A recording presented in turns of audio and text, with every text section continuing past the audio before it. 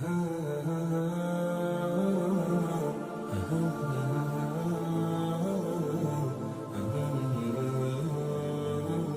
روز قبل اللہ رب العزت نے ہمیں ماہ رمضان مبارک کا بابرکت مہینہ عطا فرمایا، اور اس میں اللہ رب العزت نے ہمیں توفیق عطا فرمائی کہ ہم نے قرآن مجید فرقان حمید کی تلاوت کی۔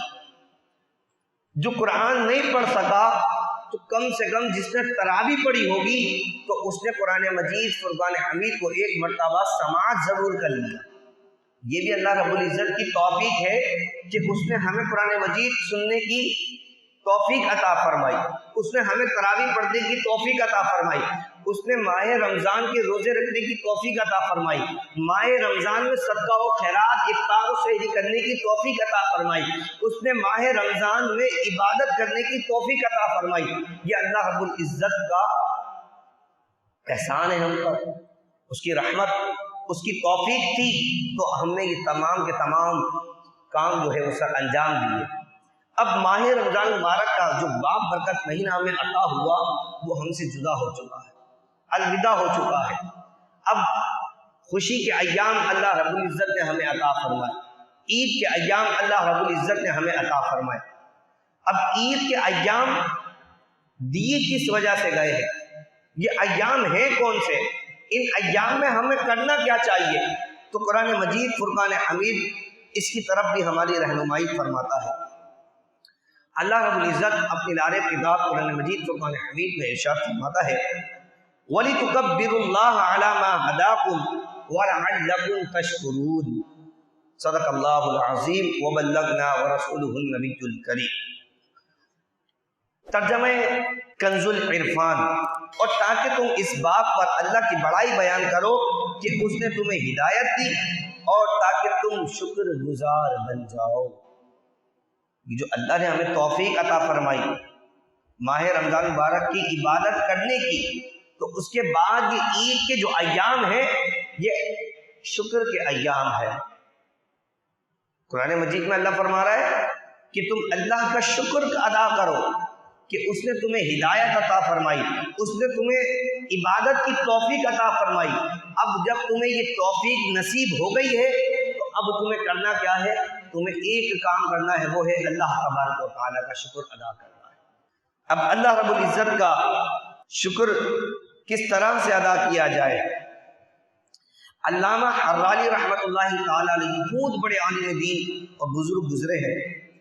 آپ نے اس آیت کریمہ کے اس حصے کی بہت خوبصورت وضاحت فرمائی ہے۔ آپ کے فرمان کا خلاصہ کچھ یوں ہے کہ رمضان المبارک میں بندوں کو ایک خاص قسم کی ہدایت ملتی ہے، دل نرم ہوتے ہیں، نیکی کی رغبت بڑھتی ہے، روزہ دار کو بہت ساری برکتیں نصیب ہوتی ہیں اور ماہ رمضان میں مغفرت کے اسباب بڑھ جاتے ہیں۔ آپ دیکھیں اللہ رب العزت شب قدر جو ہے وہ رمضان میں عطا فرماتا ہے۔ یہ وہ رات جس کے بارے میں خود قرآن مجید نے فرمایا اِنَّا أَنزَلْنَاهُ فِي لَيْلَةِ الْقَدْرِ وَمَا أَدْرَاكَ مَا لَيْلَةُ الْقَدْرِ لَيْلَةُ الْقَدْرِ خَيْرٌ مِّنَ أَلْفِ شَهْرٍ۔ یہ ہزار راتوں سے زیادہ افضل رات ہے کہ اس رات میں اللہ رب العزت نے قرآن مجید فرقان حمید نازل فرمایا۔ اتنی خاص رات کہ پوری کائنات کی سب سے عظیم کتاب قرآن مجید جو ہے وہ اس رات اللہ رب العزت نازل فرما رہا ہے، تو اس کی تعظیم اتنی کہ اسے ہزار راتوں سے افضل قرار کر دیا گیا کہ اگر کوئی ایک اس میں نیکی کرے گا تو اسے ہزار سے زیادہ رات عبادت کرنے کے برابر ثواب عطا کیا جائے گا۔ یہ توفیق اللہ نے ہمیں رمضان مبارک میں یہ بابرکت دن عطا فرمایا۔ پھر مغفرت کے اسباب بڑھ جاتے ہیں۔ روایتوں میں آتا کہ افطار کے وقت اللہ رب العزت 60,000 جہنمیوں کی مغفرت فرما دیتا تھا۔ پھر جمعہ کی برکت یہ تھی رمضان میں کہ ہر لمحہ 60,000 اور افطار کے وقت صبح صادق سے لے کے غروب آفتاب تک جتنے لوگوں کی مغفرت ہوئی ان تمام کے برابر اللہ رب العزت مغفرت فرماتا۔ تو یعنی کہ رمضان میں مغفرت کے اسباب بڑھا دیے جاتے ہیں۔ اب اس پر ہمیں اللہ رب العزت کا شکر ادا کرنا ہے۔ اب اس کے دو طریقے بتائے ہیں۔ اللہ رب العزت کی پاکی یعنی کہ تکبیر کہو اللہ اکبر، اور دوسرا اللہ کا شکر ادا کرو۔ اس کی ہر نعمت پر جو ہے وہ اللہ کا شکر ادا کیا جائے، ہر نعمت پر اللہ کا شکر ادا کیا جائے۔ پیارے آقا مدینے والے مصطفیٰ صلی اللہ تعالی علیہ وسلم نے ارشاد فرمایا زینوا اعیادکم بالتکبیر، یعنی اپنی عید اور خوشی کے دنوں کو اور خوبصورت بناؤ۔ تو صحابہ نے فرمایا کہ یا رسول اللہ کیسے؟ تو حضور علیہ الصلوۃ والسلام نے فرمایا اللہ تبارک و تعالیٰ کی پاکی بیان کرو۔ اب یہ جو ایام شکر کے ایام ہیں، ہمیں کثرت کے ساتھ تکبیرات پڑھنی چاہیے، اللہ اکبر اللہ اکبر۔ اچھا، جب کوئی عبادت کی جاتی ہے تو اس کا اجر و ثواب بھی ہمیں معلوم ہونا چاہیے۔ بھئی میں نماز پڑھ رہا ہوں، یہ تو فرض ہے، ادا کرنی ہی کرنی ہے، لیکن اس پر مجھے اجر کیا ملے گا؟ اللہ رب العزت نے اس میں انعامات کیا رکھے ہیں؟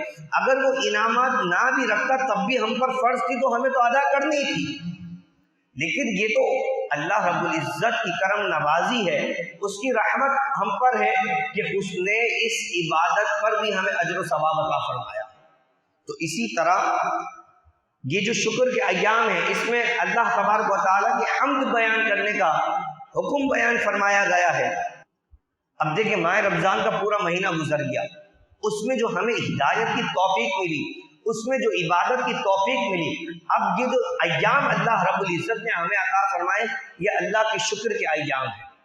ہمیں اس میں کثرت کے ساتھ اللہ تبارک و تعالیٰ کا شکر ادا کرنا چاہیے، کثرت کے ساتھ اللہ رب العزت کی پاکی بیان کرنی چاہیے، کثرت کے ساتھ اللہ رب العالمین کی حمد بیان کرنی چاہیے۔ تو یہ شکر کے ایام ہیں، اللہ رب العزت کی بارگاہ میں دعا ہے کہ اللہ رب العزت ہمیں کثرت کے ساتھ ان کلمات کو پڑھنے کی توفیق عطا فرمائے، کثرت کے ساتھ ذکر اللہ کرنے کی توفیق عطا فرمائے۔ آمین وآخر دعوانا ان الحمد للہ رب العالمین۔